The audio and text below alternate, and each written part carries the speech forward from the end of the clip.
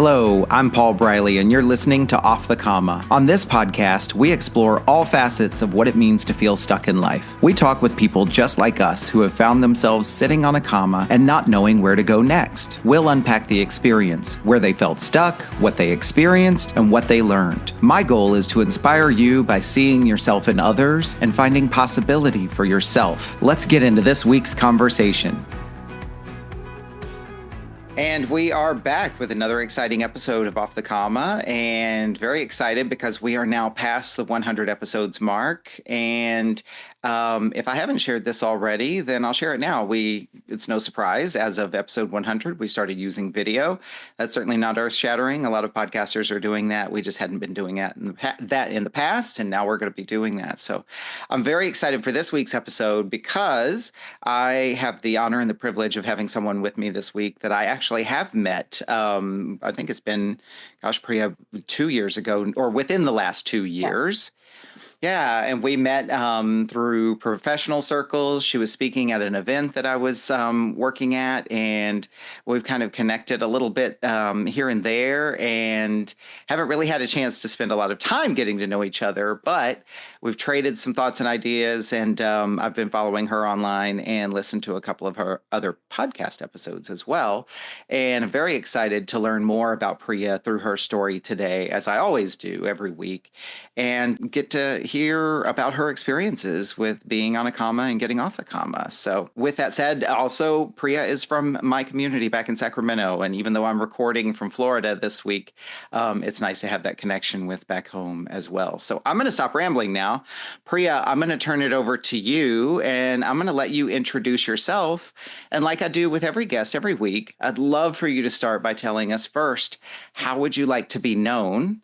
And then, what else would you like for us to know about you? Thank you so much, Paul. I appreciate you and this opportunity for me being here. I want to be known as a kind and compassionate person, someone who genuinely values others' perspective and insight. And I thrive on human connections. I'm a people person. I love talking. Communication is my greatest strength. Professionally, I work as a business analyst at UC Davis, and I'm also a Gallup certified Lipton strength coach. So that's my professional identity, but I don't believe in titles and materialistic things. I value human connection, and as a person, I genuinely feel that I value in uplifting others and inspiring others. Sharing my story and how I connect with others is what I truly care for. And those are the core values, and that's, I believe, success. Your definition of success defines, it goes from there. I've been in interstates for like 18 plus years. Just a little backstory of mine is I'm from India. I graduated, I studied my school and college, everything from India, relocated to United States in 2006. And I've been here ever since. So this is where I live now. This is my hometown, Sacramento, as you said. And I want to also let you know that we met last year during the ICF, International Coaching Federation Conference, where I was presenting, and that's how we met. And we connected online. So Yeah. I knew we had been connecting. I have to say, in all honesty, like I'm having this weird thing with time lately where a lot of things that feel like they were just last year or 2 or even 3 years ago. And then things, like this, where it's like, that was actually just last year. So me and time. But thank you for reminding me that. And I definitely remember the event because I remember you speaking. And that was one of the things that really drew me to you, was the topic of your conversation and your presentation. And then we started connecting. So I'm so glad we were able to finally make this happen as well. I want to just acknowledge you if I can. So, the kindness and the compassion piece, and you were talking about being very much a people person, and I'm familiar with Clifton Strengths. I've been through those assessments before. I've even facilitated some sessions around that and so forth. And your kindness and your compassion and your being a people person clearly carries through in your work, because being a certified Clifton Strengths coach, I mean, it's all about people. It's all about people and their traits and their strengths and their characteristics, right? So I'm excited to see how that shows up in your story as well today. Yes, I am. I'm excited to share that too. Well, as you see in my virtual background, you're seeing the backdrop is related to responsibility, communication, include and restorative. Those are my top five strengths. So I truly value relationships. So my greatest strength is relationship building, and Clifton's strength has four different categories: relationship building, executing, strategic thinking, and influencing. So I'm very strong at influencing and relationship building. So those are my strongest strengths. And so you will eventually learn from me or learn about me as we go through this podcast, throughout this podcast. And what I like about this podcast is it's like conversational, just flows through. It's not very scripted. I really appreciate you talking to guests. I've listened to the other guests, speaking, and it's very truly inspiring and motivating. So thank you for Thank that. you. Well, and thank you for being here. I mean, because it really is all about us, being able to share from our personal experiences and learn from each other. And while I certainly love podcasts with experts and celebrities and millionaires and so forth, I believe that we can learn so much from just each other and the people who are around us in our own communities and circles. And there's so much that can be gleaned from that. So I'm very excited to hear your story today. Priya, before we get into the five questions, one of the things I do with every guest is as you think about, say, the next 30 or 40 minutes or so of you sharing your story today, what intention do you have for yourself in sharing your story today? My goal for this particular episode is I go on podcast, or when folks call me as a guest for their podcast, is how I am just sharing my story, acknowledging what I've done and what I'm doing, what I've been through, challenges and lessons and so on in my life. And just by sharing my story, storytelling is a great way to motivate others and inspire others. And I think even if one person listening to this podcast, even a one viewer or someone is listening, right, they can resonate with my situation and challenges that I have faced and take something from the key lesson they have learned from this session, and probably it will motivate them and to do things that they have been procrastinating for so long, right? And take some valuable lesson from this episode and learn something from this. I get a lot of inspirations, motivational to do something just by listening to guests on different. I'm a big time podcast listener. I listen to various podcasts and also listening to motivational speeches on YouTube, TED Talks. So those are I do that for myself. If whenever I'm feeling low or I don't have energy or I'm like, I don't want to do this, what should I do next? So this is the ultimate goal for this episode. My intention of being here is to share my journey. And I know so many of folks may resonate. I'm going to be talking about my life and the challenges that I faced. So from this journey, if it even inspires one person, and that would be a big success for me. Wonderful. Well, I see your intention and I support your intention. My intention is to be able to create a space for you to be able to have that conversation, to share your story. And exactly what you said, you kind of already beat me to the punch, right? Which is, there will be people out there who will see a little bit of themselves in you and your story. They'll feel a little bit more connected, perhaps a little bit less alone. And in the best of cases, feel a little bit inspired or empowered to go out and do something that they've been wanting to do. So let's jump in. Priya, the first question is, where in your life have you found yourself sitting on a comma? Oh, I thought through this question and off the comma because I was listening to other guests as I said earlier. And when I can say off the comma is few years ago, I was in a challenging phase in my life where I I wanted to get off that particular challenging situation and reflect back and see why I should face challenges in my life this way. I can go ahead and have the freedom or take care of myself. So I went through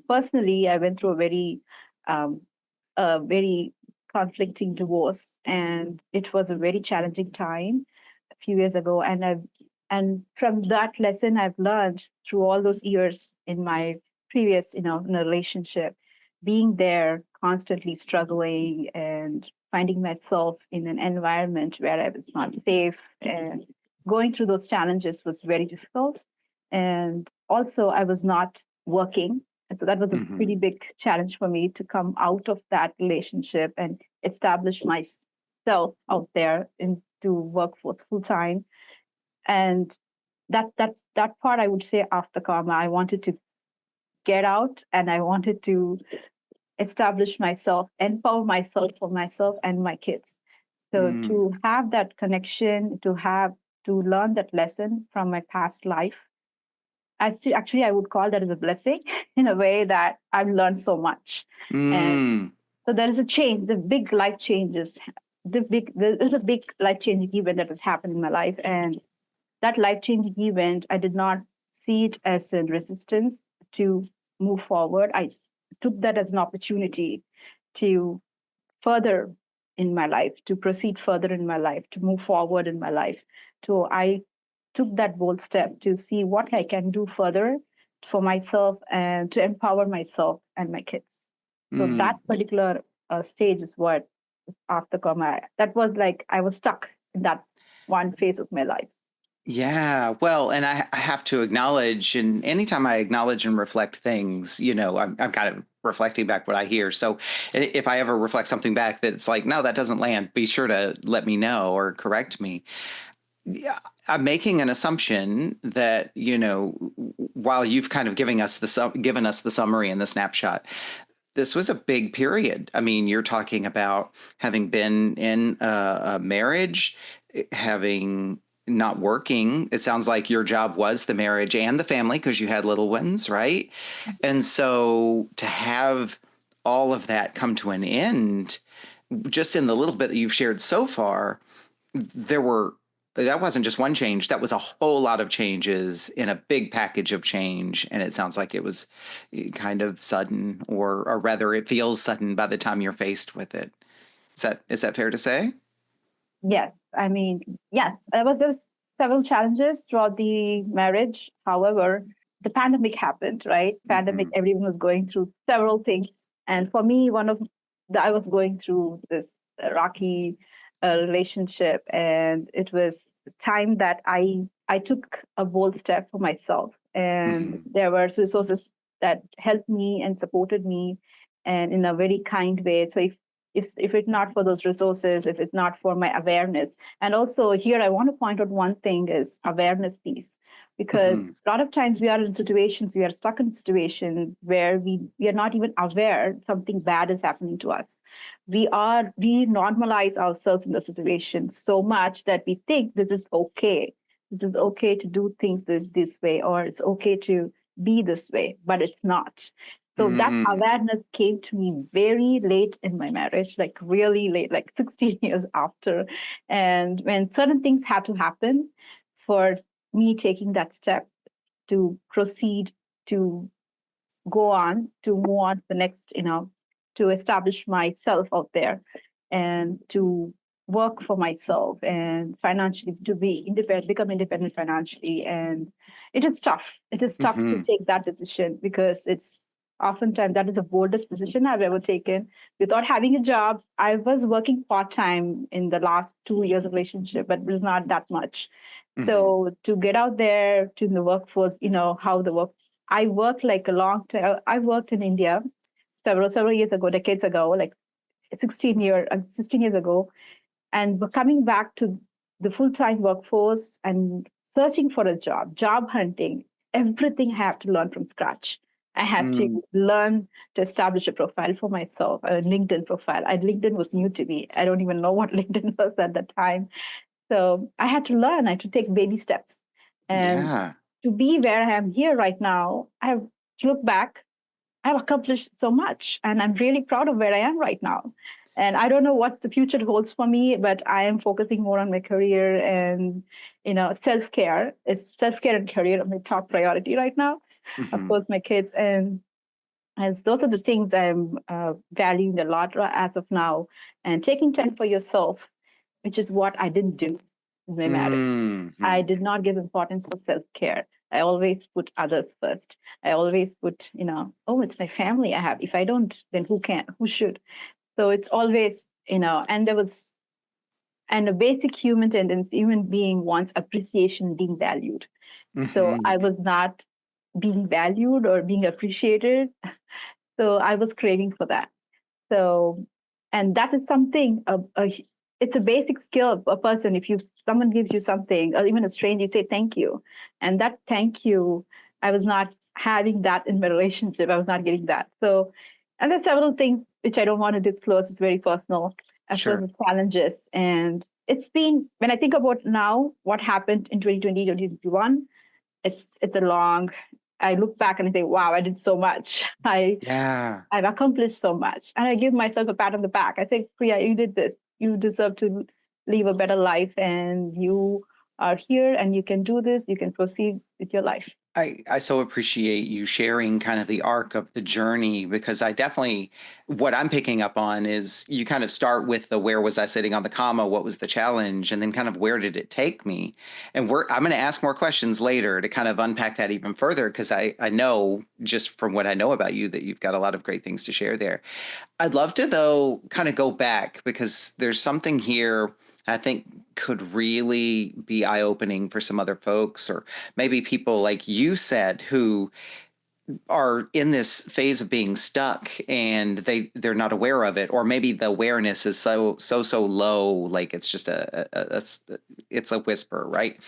When you were in this period of being stuck, and again, you don't have to share names or details or anything, I'm really curious, like as you face this challenge, what did you tap into to help move you forward?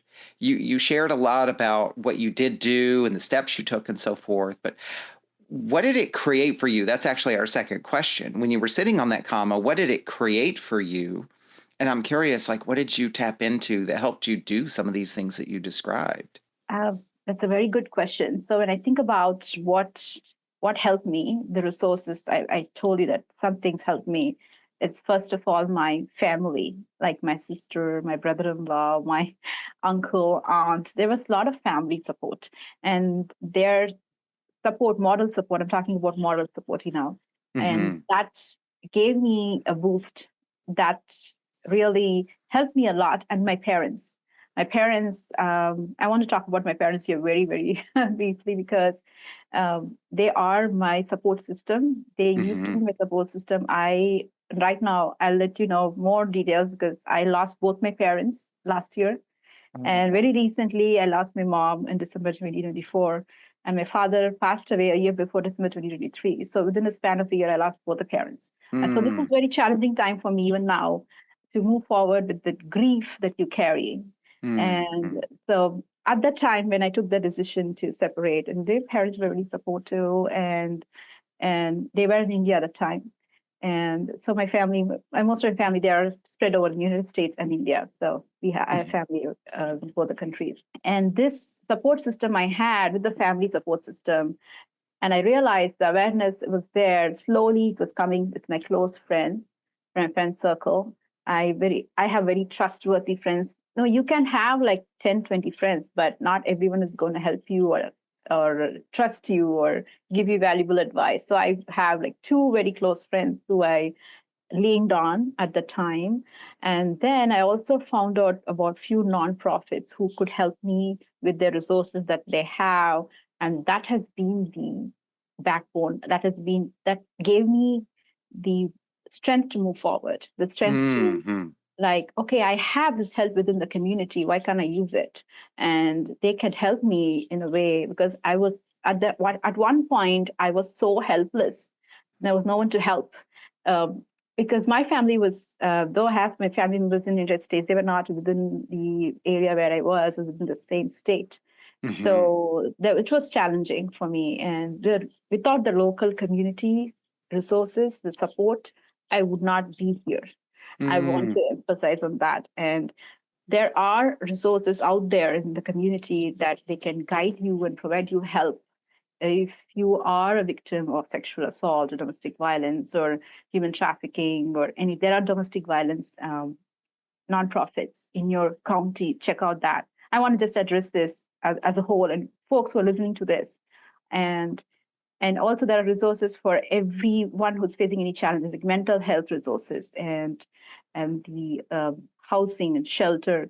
So many things that you have, and folks are not aware of these resources. So I slowly came to know about oh, I have this resource I can lean on to. There's a community support I can lean on to.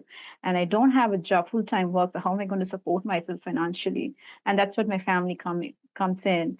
And of course, they did help me a little bit. And moral support, on top of moral support, they did help me financially as well to Hmm. just lay ground to be independent on myself, to have a home for myself. I was very lucky, but I know there are several of them who are going through the situation who don't even have family support, who are thriving on their own. I really look up to them. I applaud them for what they've done, what they're doing. It's really amazing things they're doing and accomplishing. So I don't know if I answered your question right. You actually have, and thank you for that, because let me kind of summarize. I'm hearing you say that one of the things that it created for you was to be able to go out and ask for support, right? That you talked about all the places you got support from, starting with your family, your beloved parents, and I'm so sorry to hear about that loss in such a short period of time. So my heart goes out to you with that, starting with your parents, continuing with your family, and then close friends, and then all of these other resources in the community that are provided by nonprofits. And so I'm hearing you say definitely don't be afraid to reach out for help, particularly if you feel helpless. That's sounds to me kind of like that's the time to reach out for help, right? And the thing that keeps coming up for me that I'm really curious about, as much as you want to get into, is you talk about moral support from your family. And I always love this because it's so interesting to hear from each of us, like, what do we need when we say moral support? Because it's usually so unique. When you were reaching out for moral support from your family and your close friends, what did you mean by moral support, or what kind of moral support did you need? The modern support I'm talking about is calling, even they don't have to be physically with you at your home, even just a phone call or text, or how are you doing, did you eat something, just a simple text. That's what I mean. I'm not talking about Mm-hmm. big things you do, um, big materialistic things, take me on vacation. That's what I'm talking about. I'm talking Mm-hmm. about simple things. I was craving for it. I didn't have that even amount of how are you doing? Did you eat something? Did you sleep well? Did you go out for a walk? Did you take some time out for yourself? So there was no one asking me those questions in the situation when in the previous, the situation I was in the past. So when my family would always ask me these questions when I was going through the stuff divorce, they'd be always encouraging, calling me on my phone, and my sister even came from the East Coast. She was in the East Coast, and she came and stayed with me. And she was there. She and my niece came and stayed with me for a month. But I was Mm-hmm. going through so many things, and she was there, encouraging me, giving me that support, and providing me strength that I can do this. I can move forward, and Mm-hmm. I can. I didn't have a job that I did. I was working part time, so I was like, how am I gonna establish? I didn't even have. I don't know if I can be. I didn't even have a credit score at the time. Mm-hmm. Can you imagine? Because I was in a relationship. Because I don't know. It sounds very strange for people who cannot understand. This is a grown woman. How can she not have a credit score? She's living in the United States for 16 years. That's how I was. So to have all those things. Yes, I'm sorry. Oh, I was just going to say, and I would pose, that, yeah, there are a lot of people who are surprised by that. And yet this is more common than Yes. people would believe. I mean, when someone makes the choice or makes the decision in partnership with with a partner or a spouse or what have you, that they're going to focus on the family and the home. I mean, it's not at all uncommon. And I would be inclined to say, oh, well, in certain communities, or it's rural, or it's traditional family structures, or what. Not necessarily, right? Like it's just anything that you're experiencing that people who might react with surprise to you. It's like that's you're not alone, I guess is what I'm trying to say. And if I can reflect some of what you were just sharing, is like when you talk about moral support, what I'm hearing is like people connecting with you, people just showing that they care about you, people kind of validating what you're going through, people offering you reassurance, and also it sounds like kind of a little bit of like accountability. Are you taking care of yourself? Have you made sure to get your needs fulfilled? Even if it's just, did you eat today, like you said? I mean, is that a fair summary of what you were sharing? Yes, exactly. Oftentimes, Mm-hmm. those might seem simple for people, but you have no idea how much it means to a person who's going through loneliness or separation, or Mm-hmm. no one they have to speak to, or even we talk about. I want to emphasize talk something. I don't know if I'm going off track. Please correct me if No, I'm. continue. I'll bring you back to the third question here in a little bit, but this is right on So, track. Keep going. so loneliness is something I want to address because it's not Mm, about physical loneliness. Your loneliness doesn't mean that you are just alone in a big house or an apartment by yourself. I'm also talking about mental loneliness. That means that you might be surrounded with people, but still you might be feeling alone because the people that you're surrounded by will create an environment that they don't care about you, they don't appreciate you, they don't value you. So you are like in the midst of this environment where you're not growing, you're not nurturing yourself, um, you're not, you're stuck. That's part I can say. mhm, You're stuck in a place that I feel very lonely. I don't know.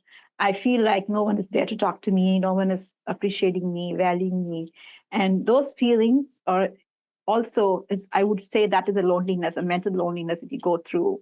And I get at a quote somewhere that flower grows in a good environment. You have to nurture it, mm, water and sun.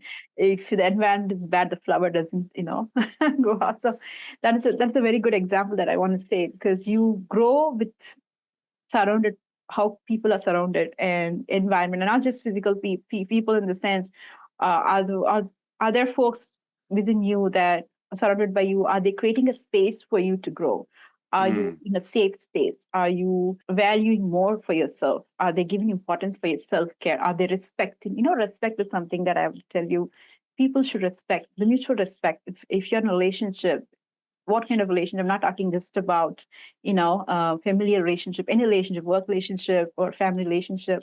You have to respect each other. You have to encourage each other's growth, and I really believe in that. And if you give each other space, and you will grow automatically, like you will have that understanding and patience and care. mm. Those are the basic things I really value the most. It's not about the money, the title you can, or you don't what you have or what you not have. What you must have is these basic human things.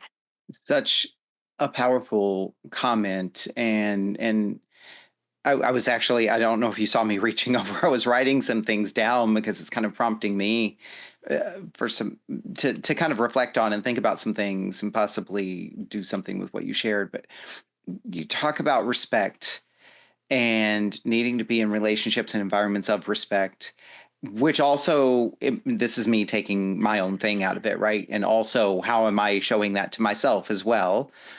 And when you talk about loneliness or being alone, even, there's the kind of proactively making sure that you're in an environment where you're not feeling alone, that you're nurtured. You gave the flower example, right?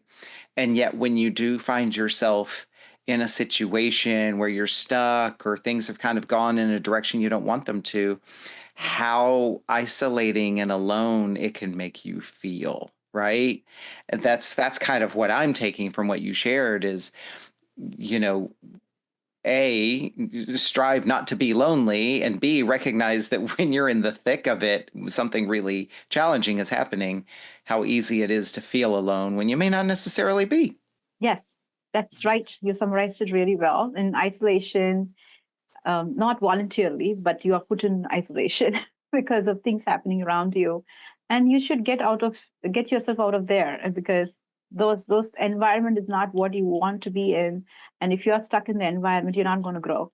You are Mm, going to not grow. So if you have the power to get out of the bad environment and be in a good, positive environment, is where you flourish. And now I am flourishing. Now I am seeing myself as growing more and more, and it is really hard. I'd not say it's a piece of cake. I can just mm, I'm out and everything is falling in place. No, it's really really hard. But to get where I am, I have still a long way to go, but I'm not looking past, looking in the future or looking in the past. I'm focusing on the present. And Mm, that's what I'm doing right now. I'm just enjoying my life, taking more time for self care, personal growth, career growth, and roster professional development opportunities, and focusing on all of that. Though I have challenging things along the way, I will, of course, deal with a lot of twists and turns in life, but I'm not mhm. looking that further down the road. I'm looking at present, focusing on the present. So today I was preparing for this podcast. Today my focus is on this podcast right now at present moment. Mhm.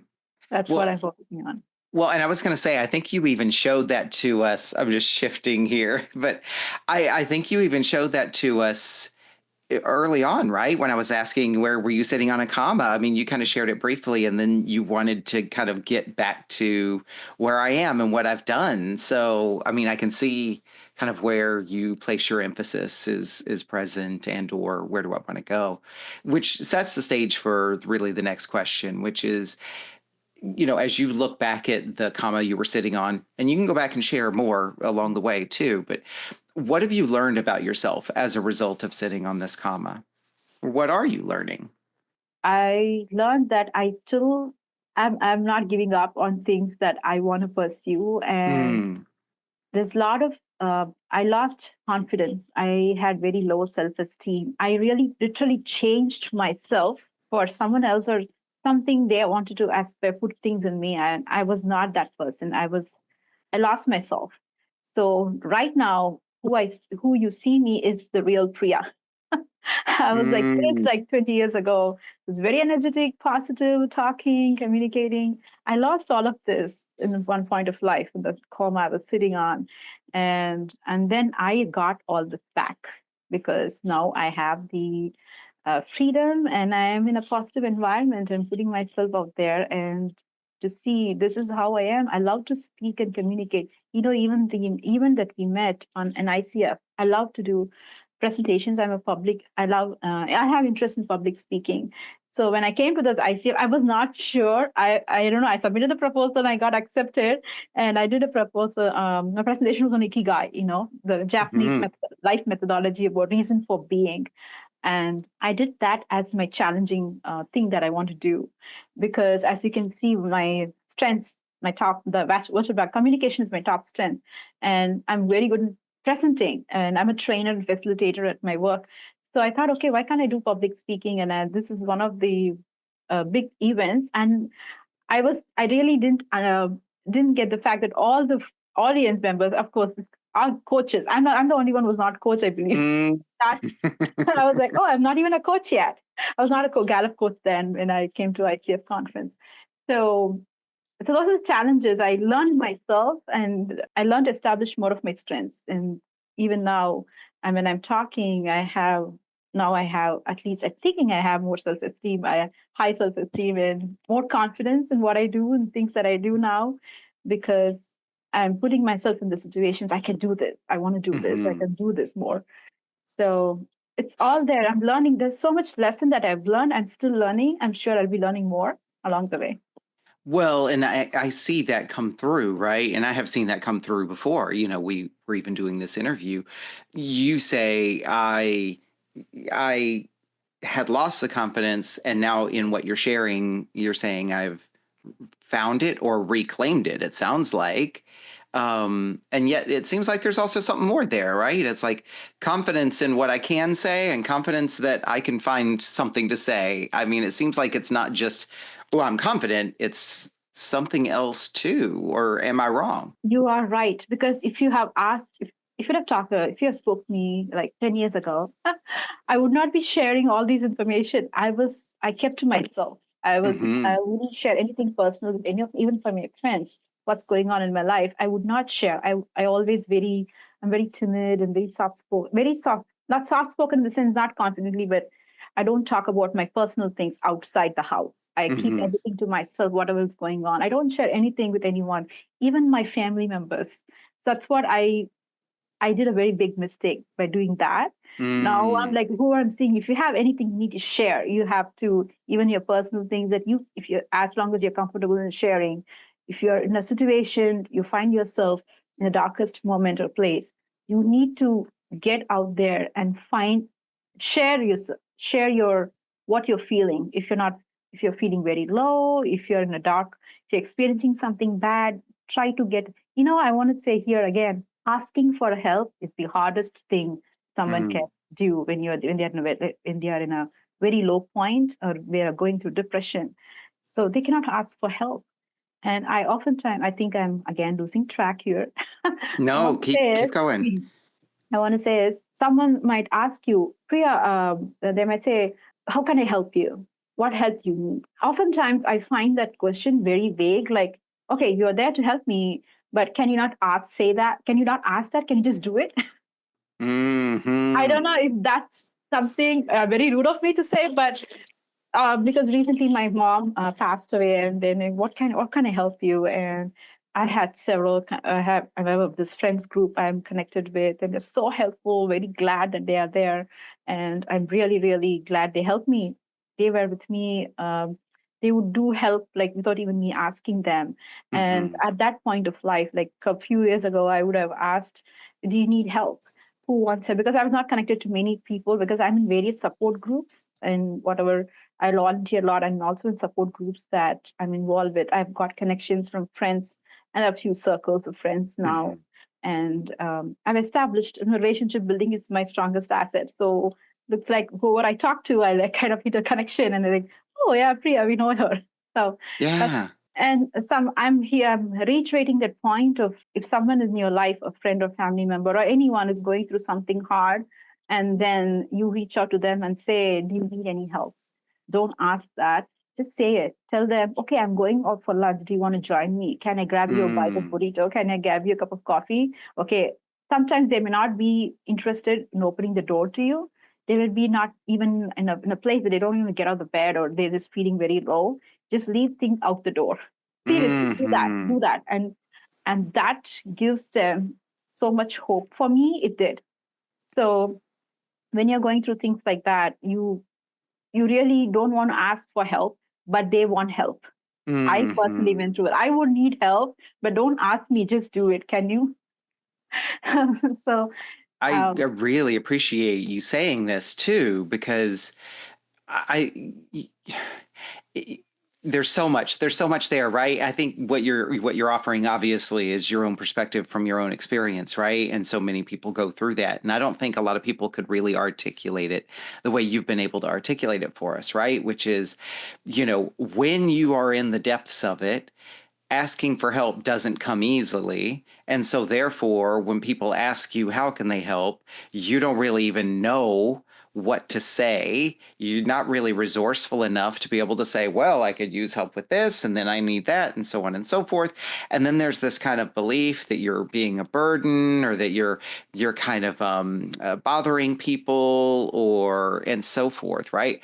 I love what you said though. Like, if you want to help someone who's really in the thick of it, instead of just asking what you can do, give them very easy choices. Would you like me to pick you up some food? Or I would like to wash your dishes for you. Or, I mean, it can be a million things, right? Those are kind of easier for somebody who's in the depths of, depression, to be able to say, well, that's an easy yes or no, versus, well, I got to figure out what it is I want help with. And then I'm not sure if you're going to do it the way I want. And, or I don't want you to do it right now because I need quiet time. And so you just really kind of, I think, offered a whole lot of really great insight there. and Paul, oftentimes a phone call, you have no idea. Just talking to a person when someone is going through a depression or very low time in their life, just talking to someone who's calling them, it's like they want like a jackpot. Just Hmm. hearing voices is what people want, and just someone listening to them, just vent it out, is is something that you can offer your precious time just by listening to this person is what all they want. And I'm really I have friends and family. I've seen folks, right. They don't even talk to people, and there are oftentimes, we just spoke last month. Why do you have to call this person again? It's not like that. Mm. It's like, this person is going through a difficult time. Your friend is going through a difficult time. How come you're not connecting with them? How come you're not pick up the phone and call them? They won't call you. You call them. Call them and Hmm. ask. I'm just here to listen. Don't ask questions. Let them share what they want to share. Don't ask questions like, "Hey, the situation that you're thinking about. It's this situation is it going to resolve?" Don't ask questions like that. It's very Yeah. personal for them. Let's relive it again, right? Yes, yes. Don't Yeah. ask those questions which is going to bother them. Just listen to them. Just be there for them. Even a person on a phone without talking, just knowing that they're on the other line, you know how much that helps. Mm-hmm. That helps because I'm talking from my experiences. Just Mm-hmm. to hear someone's voice, just to hear someone, oh, someone is there for us. Just be there listening to us and just on the other end of the line. Um, it will give you confidence. It will boost my energy. Let's say, okay, I'm not alone in this, and there is someone is showing that they're caring for us. They're there to care for us. And I have done myself. I have spoken to so many women. I want to talk about the folks that I know you know that there's an organization called I Relaunch, a nonprofit. I'm very close to that because they have resources to help not just women, anyone who has taken a long career break, want to come back to workforce, full-time work. And they are there they provide resources for women and others who can connect. There is even a Facebook forum, Written to Work forum. I'm very Mm-hmm. active in that Facebook forum. That's the only Facebook group that I'm very active on because I love to help. I love to share my knowledge, what I have accomplished, how I landed a job in UC. Everyone wants to know, how did you land a job in UC Davis? And after so many years of career break, what did you do? So I shared my story. I wrote a blog in that forum, and it became it went like viral in that group. And folks started connecting with me. They would resonate Mm. my story, and they would reach out to me on LinkedIn directly, and they can share your number. I want to talk to you, and I would call them. I don't even know this person, this stranger, complete stranger. I would talk to them. I would just listen to them for hours. So I would spend my time like that, volunteer my time. And Mm-hmm. the greatest gift you can give someone is your time. Time Yeah. is something that you can share. If you are, and they will just want you to listen because they have been applying for n number of positions and they get rejections after rejections. They want to know what can they do. And just by my talking and sharing my story, they are like at the end of the call, they're like, "Oh my God, Priya, you gave me so many insights. You shared so many things with me that no one has ever done this or spoken to me or gave me these ideas. And I want to apply these things that you told me. Maybe we can reconnect again on another call." I would do that. I would spend last year and a year ago, I would spend hours together on calls, just talking to these women, mostly women connect with me because they're all moms who took breaks and who probably some are even going through separation and they have taken a long career break. So they really resonated with me and they could resonate with my story. So that's how I just I want my why I'm sharing all this is because to you have no idea how a phone call, just one phone call, would Mm-hmm. change a person's life. And maybe they would get inspired and take their, change, have some changes, positive changes in their life. I believe it's tremendously important, A, because it's part of your experience and your story. And I was even jotting some things down for myself. It's also what I'm hearing from you is what you've been through. Then you can empathize with and relate. Obviously, the top thing on your virtual background there, your top strength, you can relate to others, and in a way that when they're going through it, a lot of folks can't relate, right? So, like you said, whether you're just that friendly ear on the other end of the line, or whether it's someone that it's like, just because I know you've been there, you don't have to say anything. I just know you get it, right? Yeah. And I'll self-reference for just a moment, and then I want to ask you the fourth question.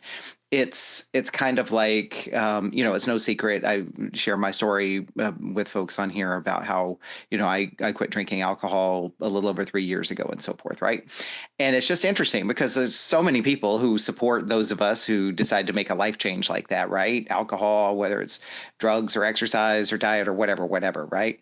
But it's interesting because when I would get into forums like you've described, or when I went and did my sober coach training, so that I could help others who were thinking about quitting and so forth, when you're with that other group of people, Like, I remember thinking, like, these folks feel more like brothers and sisters to me than my own blood siblings, right? Because I know each and every person in this room understands exactly what I'm thinking right now.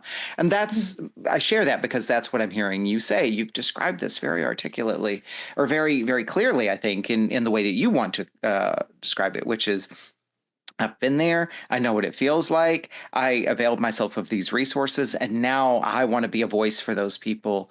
And I'm also sort of not only hoping to inspire and uplift them, but also kind of giving back. Priya, Yeah. the fourth question is, and I feel like you've already kind of answered this, so add to this however you would like. But what has changed for you as a result of sitting on this comma? I rediscovered myself. And Mm, it's a path to rediscovery. I'm still rediscovering myself, and the old Priya is back. So I can say that as this confident and bubbly girl and this positive energy, this is who I am. And as I told you earlier again, and all of these, that lesson has taught me that my life has happened in the past, and there's a big lesson for me. The key lesson that I've learned is to also, by sharing my story, that um, someone else can be aware that these situations might arise, but you still have hope. You can still pull through. You be resilient, and resilience is an important trait that we all have within ourselves. Everyone has some kind of they have resilience within them, and you just hmm need to get that out there. You have to not sit and I know there are so many things are happening around us within, and you focus on situations within your control. You don't worry about the things out of your control. That's what happens in this process that I went through, the divorce process or custody battle or whatever it might be. That I've I'm trying to focus on things within my control, and also if I lose power, if I lose control for myself, or if I would rather not do that. I'd focus more on myself and turning every resistance that I'm facing as an opportunity. That's what I'm trying to tell you. Because the challenges that you face, each challenge is don't think of it as a challenge. It's a very critical situation. And how can I learn from this challenge? This is something, a situation has arise, a challenging thing that you're going through, and how I can arise from this. What are the lessons I can learn? Because there are so many things the past few years. It's so many challenges that I could say both success and challenges. Success in the sense you cannot attain success without challenges. You have to face some failures, you have to learn from it, and then failure is stepping stone to success. So that's how we attain success. And as I told you previously, success is from value. It's not about you're a project manager, I'm an IT director, I'm a VP, I'm a I'm a co-chair, whatever. So that doesn't define you. Definition of hmm you being a human being and how much you value others is what defines you. Your behavior and your basic thing as a human being is what defines you, and that's mm a true success. And so I've accomplished so much. It showed me my strength, and that's why I became this Gallup coach. To because you always point out. I know one of the most strangest interview questions I hate is folks asking, "What are your weakness? What is your weakness?" Why you're asking the person their weakness? I hated that question back in the day when I started looking for a job in India. That was one of the questions that all the companies or the interviewers would ask. What is your strength? No one will ask your strength, they'll ask your weakness. How are you going to handle mm your weakness? How do you think your weakness? That's one of the topmost question of all the in the hiring panel or whatever. I'm not sure if I don't think the question is being asked right now because we value people's strengths now. We value their talent rather than focusing on their weakness. And I thought, why are we always complaining? Why can't we cherish what they have, the strengths that they have, and why can't we promote more of that? And can we learn from that and encourage their strengths so that they will shine in the job, the work they do professionally and also personally? It goes both ways. So, Yeah. so Well, that's how. I'm sorry. I love that you brought that up, right? Because I think a lot of times, it's like things become popular and they become kind of mainstream and in the professional circles. And then as they get used more and more and more, it probably veers further and further away from its original intent. Like I would be much more interested in finding out, like, how do you view your weaknesses, or what's one thing you lean on to be able to overcome obstacles that you see in yourself, right? Like I'm with you there. I hate that question. It's like, why do you want to know? Priya, let me ask you, kind of in the interest of time Yeah. and really completing your story for our conversation today. The last question is, what does getting off the comma look like for you?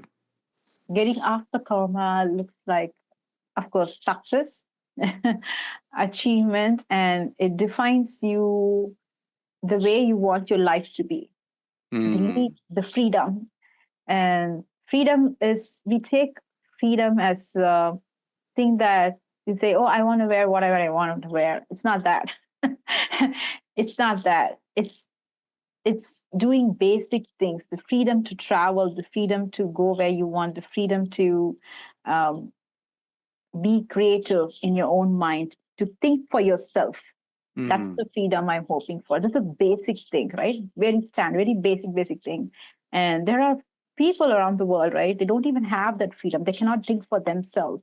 They cannot voice their opinion out. They cannot talk for themselves. They are being controlled. Or they're being they're in an environment where others talk for them. Mm. It shouldn't be that way.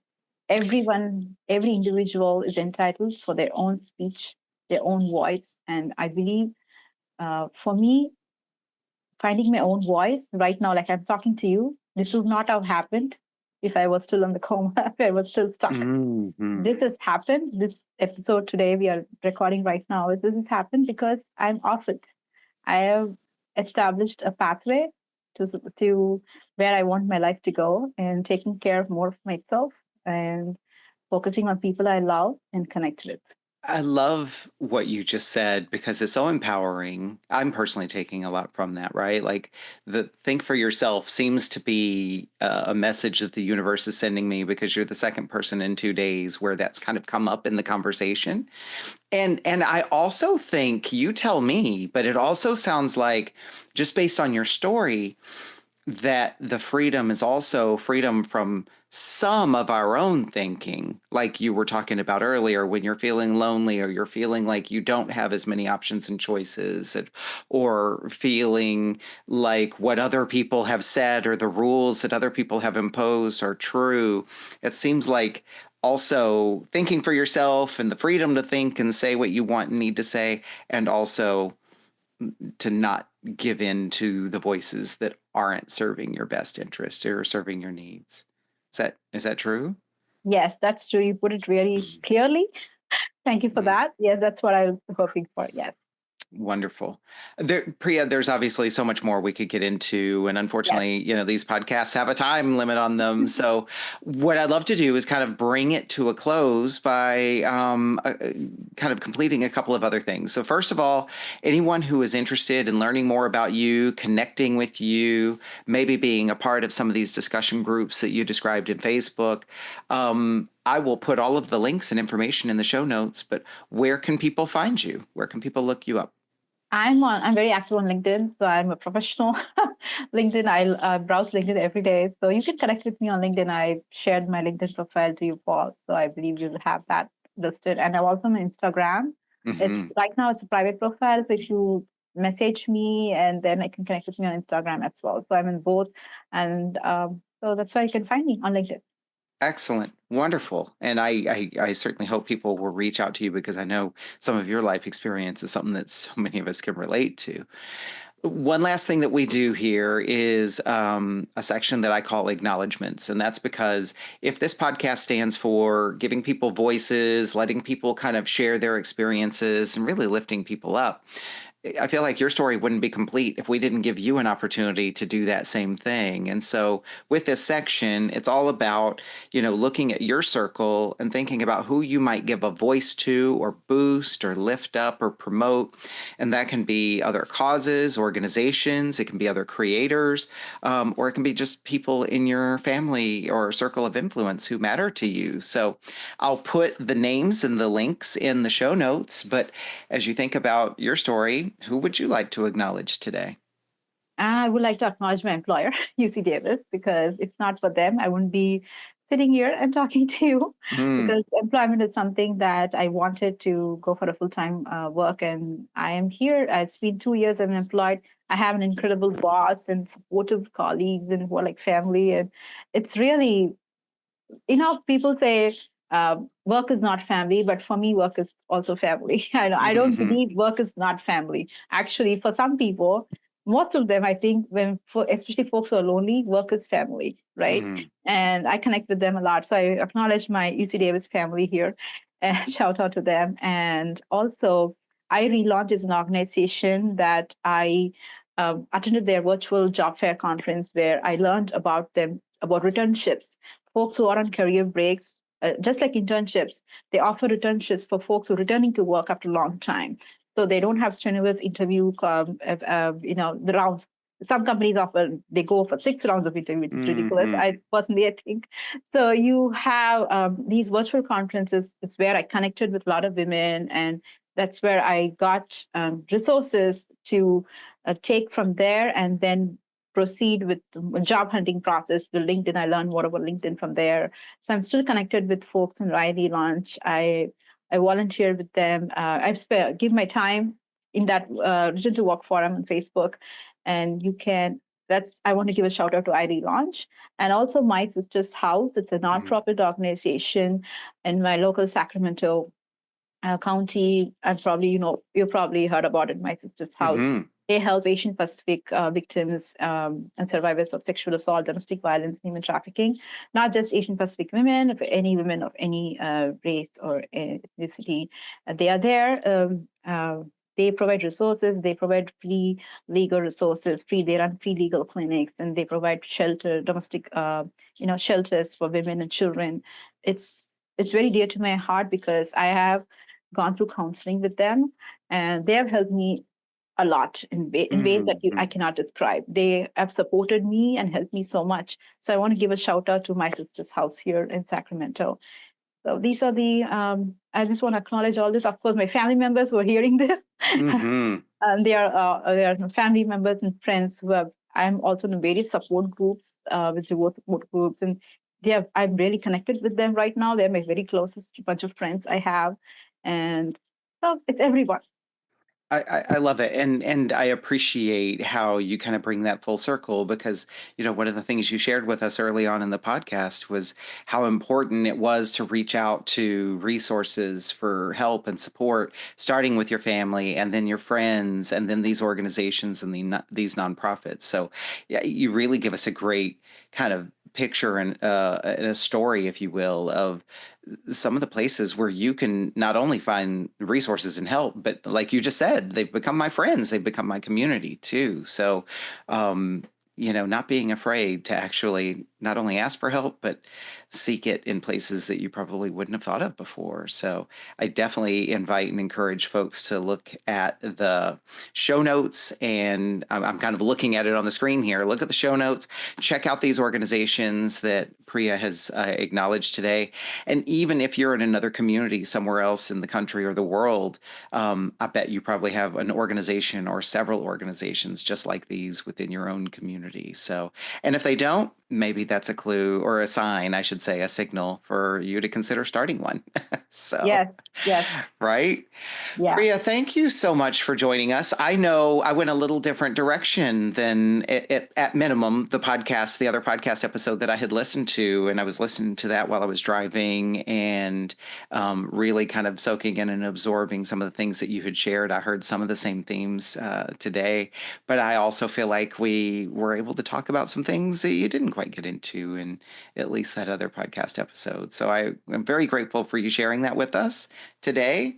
And I'm obviously looking forward to connecting with you in person again at an event or otherwise in Sacramento next time I'm have a lengthy period back in town when I'm not on the road. I'd love to meet up with you for lunch or coffee or something too. So, and thank you for coming today.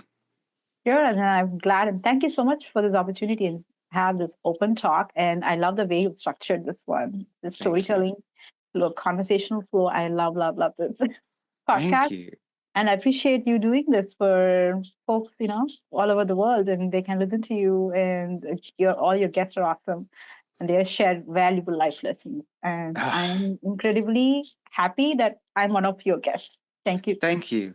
Yeah, well, I was just going to say, like, that's why I do this. It's not about me. It's really about this community of storytellers and just how important it is and what we can learn from each other. So I thank you very much, and I will look forward to following your journey. Thank you, Paul. Have a great weekend. Bye.